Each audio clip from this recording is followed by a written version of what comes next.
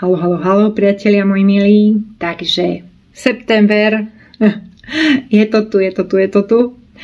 No a dnes som zažila takú zvláštnu príhodu vlastne. Príhoda sa vlastne týka telefónu, takže mala som na telefóne takú ochrannú fóliu, takéto sklo, viete, ktoré si kúpite a dáte si to tam, nacapíte si to na displej, aby sa vám ten displej nerozbil, áno, ochrana takzvaná.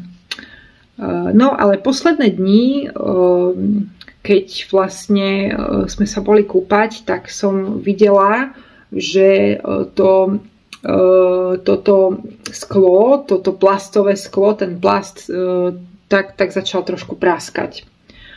No, tak som dnes si hovorím, tak nevadí, dáme to celé dole. No, počúvajte, to bola jedna katastrofa. Ja som to začala dávať dole, ale to sklo sa začalo trieštiť na malé čiastočky.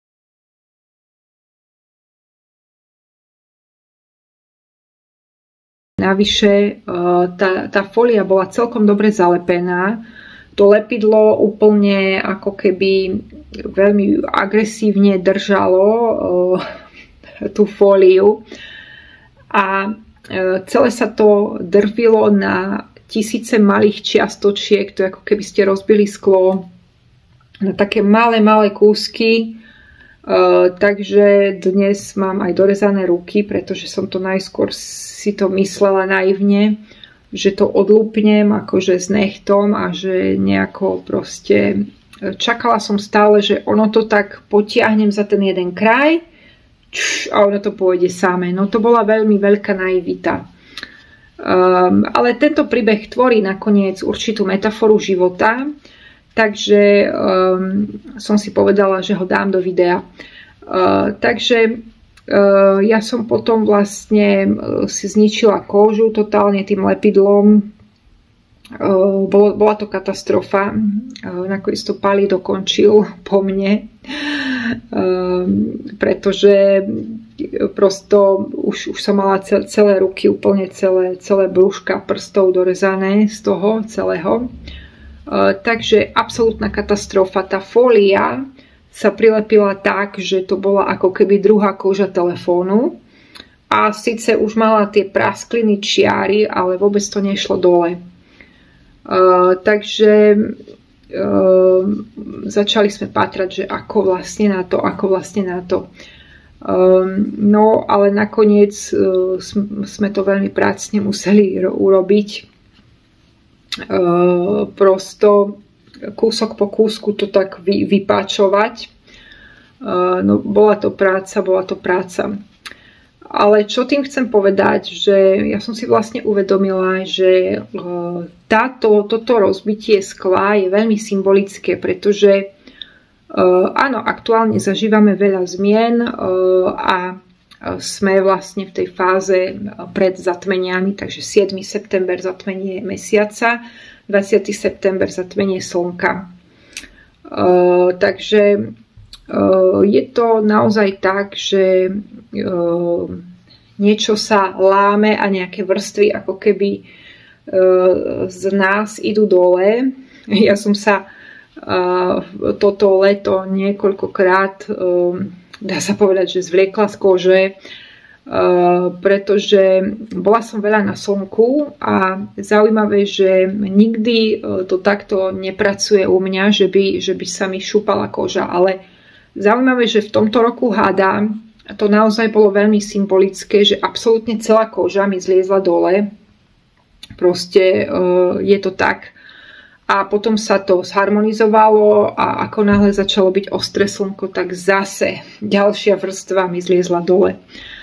A tento proces sa zopakoval možno tak asi 3-krát tohto leta. Naozaj ten rok hada je taký, že aj sa zvliekame z kože, niečo ukončujeme, upratujeme si ten svoj život a aj bilancujeme, čo áno, čo nie, čo už nikdy, čo je naša cesta, čo nie je naša cesta, kam sa uberať, kam sa vôbec neuberať, čo sme podchytili dobre, čo nie, ale nakoniec všetko sú to skúsenosti, ktoré sme mali zažiť a nejako nás dostali tam, kde sme, nejako sme potrebovali niektoré veci vidieť, takže niekedy áno, tá duša potrebuje sa učiť, potrebuje zažívať aj pády, aj vzlety, aby vlastne pochopila, kam skonope. Takže aj tento telefón, táto folia, veľmi symbolické. A keď som to tak pracne dávala dole, tak si hovorím, že to je presne tak, ako keď vlastne chceme sa neustále pred niečím chrániť ako ľudia, či už na energetickej úrovni alebo aj mentálnej, že nechceme ísť do nových vecí, lebo proste chceme byť v bezpečí, tak vlastne je to tak, že si vlastne škodíme, pretože vlastne sa nám nedostáva ako keby vzduch, svetlo, áno. Môžete vidieť aj na tom obraze telefónu, že je taký proste, má viac farieb, má viac svetla, práve preto, že nie je už tam tá fólia. No a my niekedy ľudia chceme sa takto chrániť, chceme si chrániť aj ten svoj priestor, ale nakoniec vlastne možno v jednej fáze života zistíme, že niečo treba strhnúť dole. Že možno, že máme nejakú vrstvu, ktorú by sme už radi dali dole. Teraz ľudia majú rôzne vrstvy. Niekto má masky, áno, chce niečo hrať, a to aj pred kamerami. A niekto nemá tento problém, ale prosto má tam zase možno iné vrstvy z minulosti, ktoré by rád dal dole. Takže vlastne aj tak či tak každý má nejaké vrstvy, ktoré by rád dal dole určite. Možno sa to týka niekedy aj slušnosti, že nakoľko sme slušní a nakoľko proste chceme byť možno nekonfliktní a proste bla bla bla. No a potom ale aj tak sa dostaneme do bodu a aj tak vlastne niektoré veci musíme povedať na rovinu, pretože ľuďom nestačí naznačovanie, ale ľudia potrebujú na rovinu toto áno, toto nie, áno. My hypersenzitívni ľudia si niekedy myslíme, že niekedy toto naznačovanie postačuje a že každý má takýto senzor. Ale to je veľká naivita, pretože ľudia sú proste jednak sú odpojení, jednak sme poškodení už aj tými telefónmi a proste sme zatoxikovaní rôznymi chemickými potravinami a neviem, či všetkým, to je proste na dlho. Každý a jeden, či sa chystáme žiť zdravo alebo nie, tak aj tak nejaký vplyv toxicity tam je, pretože tento svet je takýto.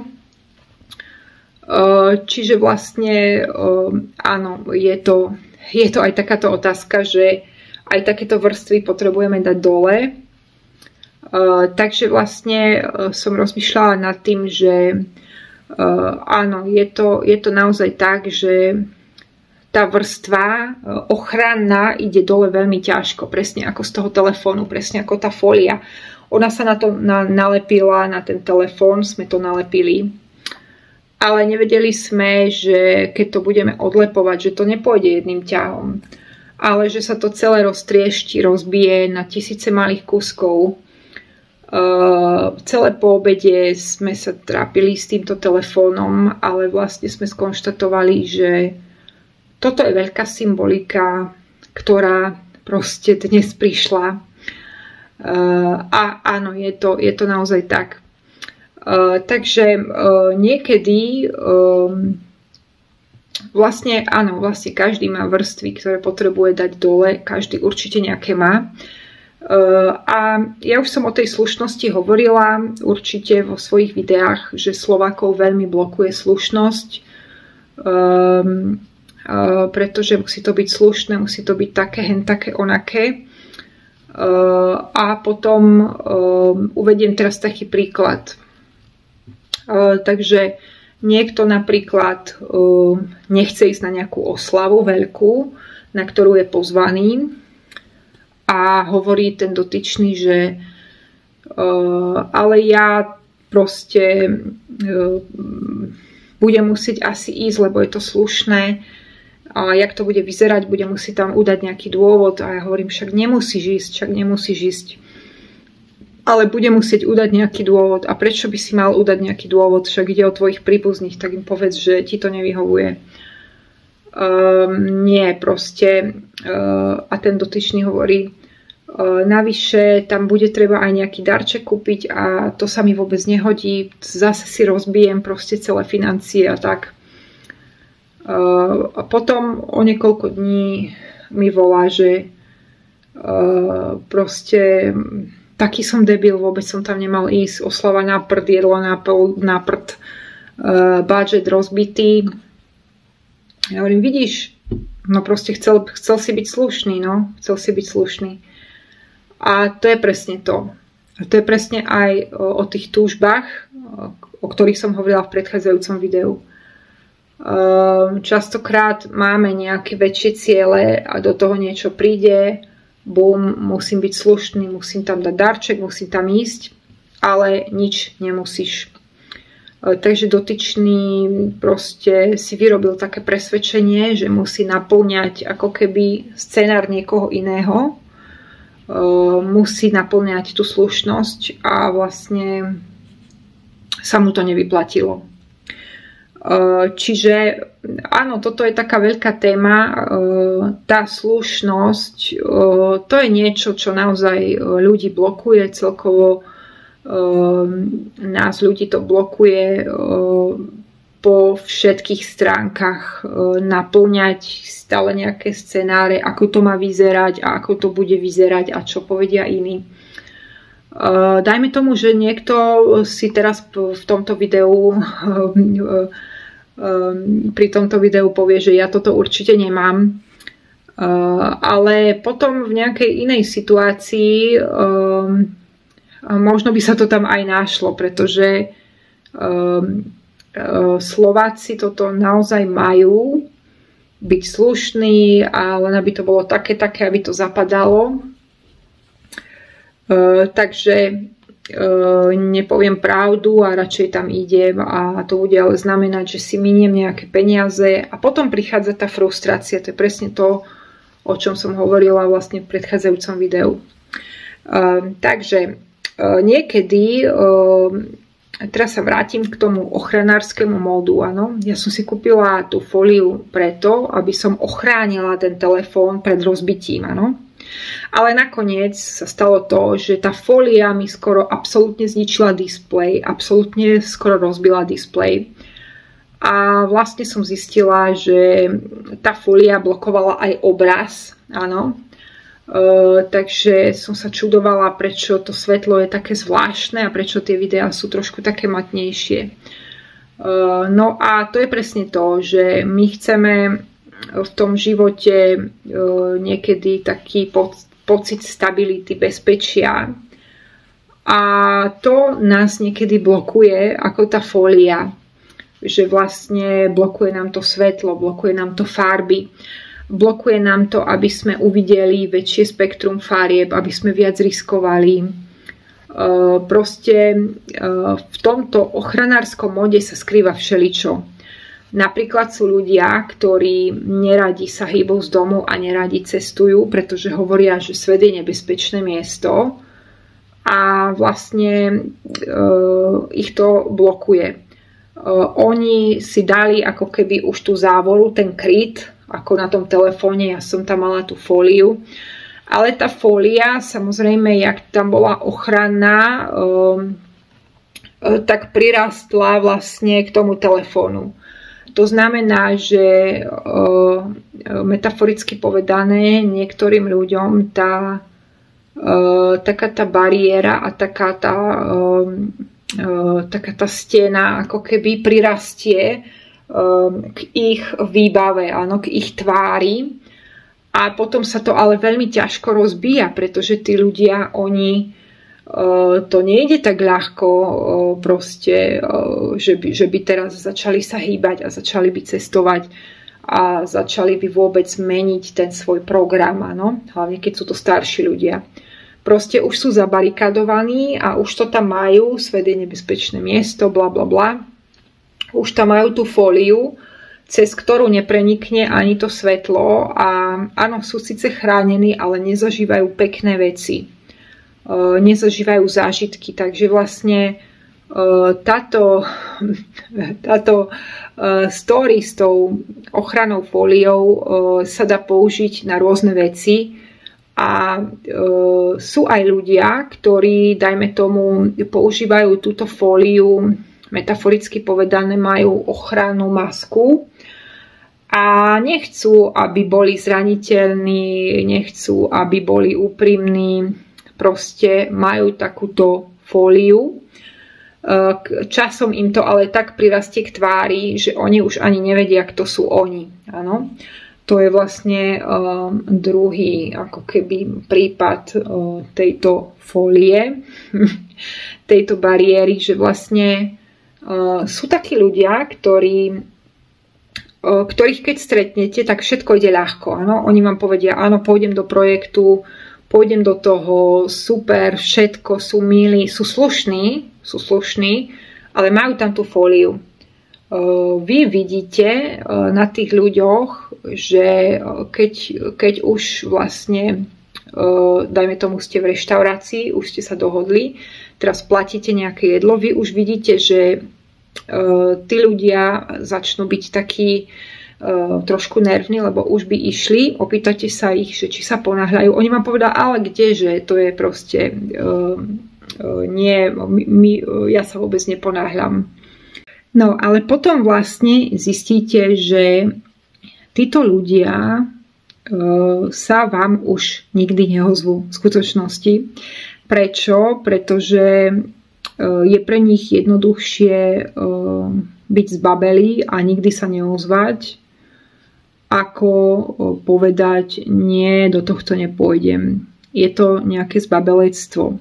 Teraz pýtate sa otázku, že prečo takto ľudia sa správajú, pretože mnohí ľudia sú oportunisti a využívajú rôzne príležitosti a keď nevidia až taký balík peňazí, tak sa vytratia ako gáfor.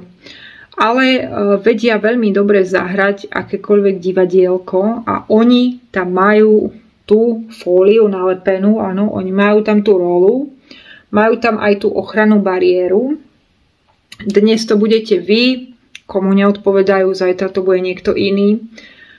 A takto to pôjde roky, až ten človek vlastne už ani nevie, kto je. Možno sa to tak nejak nabalí, pretože vesmír si to vyváži, on si to vyrovná. Potom cez nejaké, ja neviem, cez nejaké iné veci si to vesmír vyrovná. Ale čo chcem povedať, že mnoho ľudí má takúto ochrannú masku, s ktorou chodí, ktorú nosí a ktorá tvorí určitú fóliu. Tá fólia potom prirastie k tvári a tí ľudia si myslia, že toto som ja. Ale to nie sú skutočne oni. Je to iba niekto, kto je vychovaný v určitom algoritme, v určitom okolí, v určitom rodinnom vzorci, v určitom vzorci ľudí, s ktorými je v kontakte. Takže tento príbeh s tou fóliou sa dá použiť naozaj na hocičo. A áno, táto maska sa neodkladá ľahko. Niekedy tá ochrana môže byť aj strachom z nových vecí. Ano? Ľudia napríklad, ktorí necestujú, alebo respektíve majú také, akože oni to nepotrebujú a proste svet je aj tak nebezpečný a proste už nie, tak je to zaobalené vlastne strachom. Táto fólia má rôzne emócie. Pre niekoho je to maska, ktorú nosí, je to taká koža, ktorú si povedal, že takto je to pre ňo pohodlnejšie, aby nepôsobil krehko zraniteľne, ale takýto človek proste jednoducho nebude fér a bude určitým spôsobom klamať, vytratí sa ako gáfor, potom pôjde na nejaký iný projekt, tam zase sa vytratí ako gáfor. Ale to sa stane už preňho normálnym, pretože už to má tak hlboko v sebe nalepené. Čiže áno, môže to byť tak, že ľudia okolo neho mu hovoria, že svet je taký, áno, svet je taký, musíš si vybojovať svoje miesto pod slnkom. A ty tam lepíš, proste toto sa patrí, toto sa slúši, tuto musím byť taká, v škole musím byť taká, medzi priateľmi môžem byť iná, ale tuto inak musím byť taká. A vlastne lepíš fóliu na fóliu. Čiže toto je krásna metafora. Nakoniec sme to úspešne dali dole. A proste úspešne sme sa tohto zbavili, takže áno, práve v tomto období to nabralo takúto metaforu. Je to naozaj tak. Možno všetci aktuálne sa zbavujeme nejakých takých vrstiev a sú to niekedy veľmi vnútorné vrstvy, ktoré majú rôzne algoritmy, majú rôzne vzorce a naozaj proste ich je treba strhnúť a samozrejme na to potrebujeme určitú námahu, aby sme to videli, že toto už nerob, toto ti ukazuje vesmír, že už takto nie, už to daj dole, všetko toto už nepotrebuješ, áno. Toto zatmenie aj mesiaca, aj slnka bude dosť o očisťovaní. Samozrejme, každý to má v nejakom inom dome astrologickom, v nejakej inej téme. Ale celkovo tá nakšatra je očisťovacia, čo sa týka zatmenia mesiaca. Takže áno, všetci niečo odlepujeme a možno sa lámu tie ľady pomyselne, ako to sklo na tej fólii. Takže takto. Takže takýto príbeh dnes s týmto telefónom. Ja sa s vami rozlúčim. Rozmýšľajte o tom, akú vrstvu potrebujete odlepiť vy a kam sa potrebujete dostať. No a budú pribúdať videjka do členskej zóny.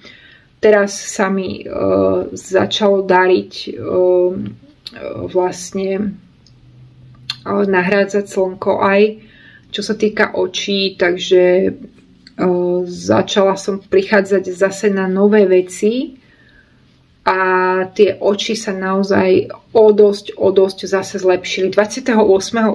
bol veľmi zvláštny deň, energeticky veľmi silný, slnko bolo veľmi silné a keď sme odchádzali z kúpania, tak proste ja som zistila, že vidím veľmi dobre. Bol to určite rozdiel aspoň 1 dioptria celá. Proste áno, ide to takto pekne dole, ale musí to mať žád, musí to mať disciplínu a dávam to pre vás teraz dokopy. Určite to bude zaujímavé pre niekoho, kto nosí okuliare a chce si uzdraviť zrak. Takže budem teraz robiť tieto videjka, pár dní mi to potrvá, nahádžem to tam do tej členskej zóny, bude to tam pre vás. Takže teším sa na vás všetkých, ktorí sa tam pridajú. No a ak by ste potrebovali nejaký výklad, samozrejme aj s hĺbšou nejakou seba analýzou, pretože ja mám rada hĺbky a v tom je to vlastne výnimočné, že nielen vám odpoviem na otázku, ako to ukazujú karty, aktuálne zrkadlenie kariet, ale pozrieme sa do mnohých náuk a vydestilujem z toho to najpodstatnejšie pre vás. Takže lúčim sa s vami, majte sa krásne, odlepujte tie svoje vrstvy a vidíme sa pri ďalšom videu. Bye bye.